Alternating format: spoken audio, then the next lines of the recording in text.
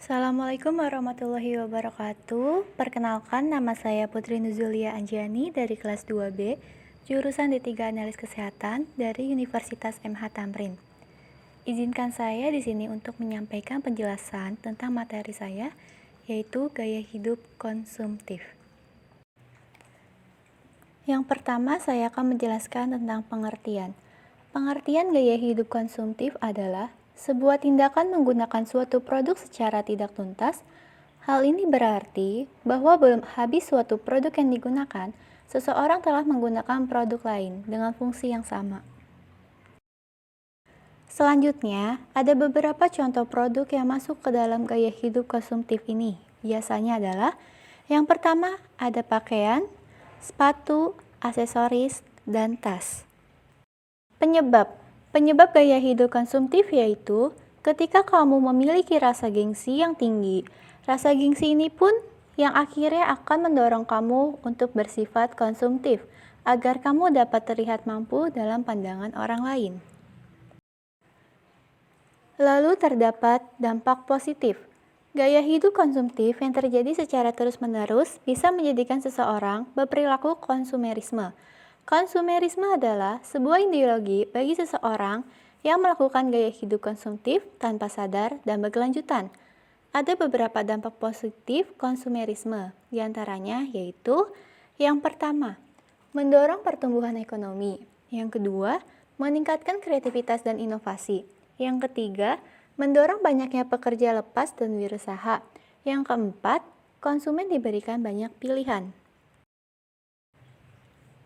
Dan terdapat dampak negatif, diantaranya 1. Menipisnya sumber daya alam dan meningkatnya pencemaran bumi. Yang kedua, masalah kesehatan.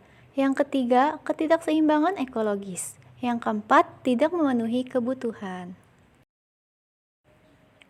Selanjutnya, ciri gaya hidup konsumtif terdapat 2 faktor, di antaranya faktor internal dan faktor eksternal. Faktor internal yang dimana kamu selalu mempunyai rasa tidak pernah puas dengan apa yang kamu miliki sekarang sehingga kamu merasakan harus selalu membeli barang yang baru yang sedang tren saat itu. Sedangkan faktor eksternal, ketika orang-orang di sekitar kamu memiliki suatu barang keluaran terbaru, bukan kamu untuk memiliki barang itu juga. Tekanan sosial ini pun mendorong kamu untuk berperilaku konsumtif. Di sini saya akan membacakan bagaimana cara menghindari gaya hidup konsumtif, yaitu yang pertama, alokasikan uang kamu pada produk asuransi dan juga investasi.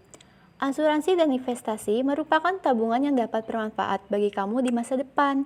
Dan dengan memiliki asuransi, kamu akan mendapatkan proteksi dari resiko yang dapat sewaktu-waktu menimpa kamu.